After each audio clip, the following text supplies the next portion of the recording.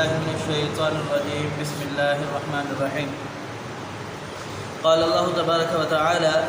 لكن الله يشهد بما أنزل إليك وما إليك أنزل بعلمه والملائكة يشهدون وكفى بالله شهيدا إن الذين كفروا وصدوا عن سبيل الله قد ضلوا ضلالا بعيدا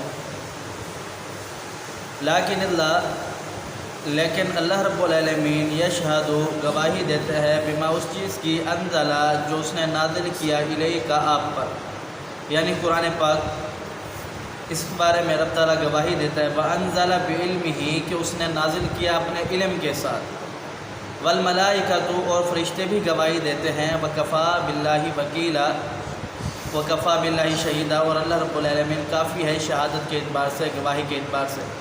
ان الذین یقیناً وہ لوگ کفروا جنہوں نے کفر کیا وصدوا اور روکا عن سبیل اللہ اللہ رب العالمین کے راستے سے قد ضلوا ضلالا بعیدا وہ گمراہ ہو گئے بہت دور کا بھٹک جانا یا بہت دور کا گمراہ ہو جانا۔ فرمایا کہ لیکن اللہ یشہد بما انزل الیک وما انزل بعلمہ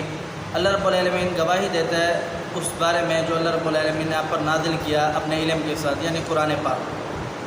پیچھے آپ نے سنا کہ یہود نے پیارے حبیب پیغمبر علیہ السلام کے سامنے ایک مطالبہ رکھا،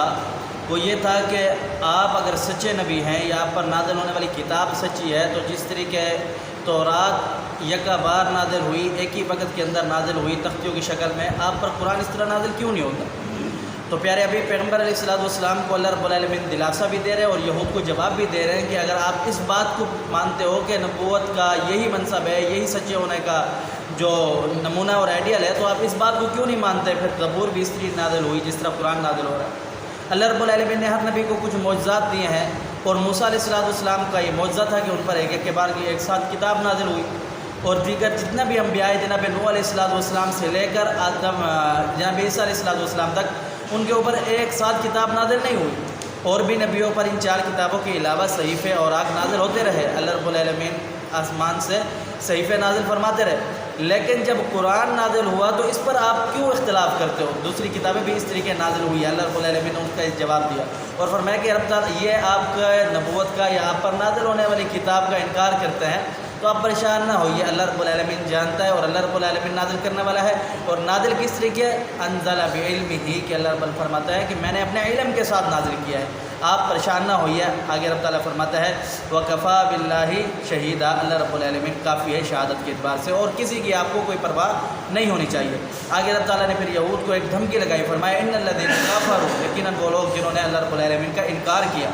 وصدوا عن سبیل اللہ اور روکا اللہ رب العالمین کے راستے سے، قد ضلوا ضلالا بعیدا وہ گمراہ ہو گئے بہت دور کا گمراہ ہو جانا، اب ہدایت ان کے پلے نہیں آئے گی یا ہدایت وہ نہیں پا سکیں گے۔ آگے اللہ تعالیٰ فرماتا ہے کہ ان الذین بے شک وہ لوگ کفروا جنہوں نے کفر کیا وظلموا اور ظلم کیا، لم یکن اللہ لیغفر لهم اللہ رب العالمین انہیں بخشے گا نہیں، ولا یہدیہم اور انہیں ہدایت بھی نہیں دے گا، سیدھے راستے کی طریقہ سیدھے راستے کی ہدایت بھی اللہ رب العالمین ان کو نہیں دے گا۔ یہ اللہ رب العالمین نے دراصل یہود کو دھمکی لگائی ہے کہ بعد آ جاؤ، اللہ رب العالمین کے حکم کو مان لو، یہ اگر آپ نے ایسا کیا اللہ رب العالمین کی نافرمانی کرتے ہوئے مر گئے تو پھر روز قیامت تمہارا انجام جو ہے وہ جہنم کا سخت عذاب ہے، دردناک عذاب ہے، اور اللہ رب العالمین پھر تمہیں وہاں کوئی راستہ بھی نہیں ملے گا اس جہنم کے علاوہ، نہ کوئی آپ کے لیے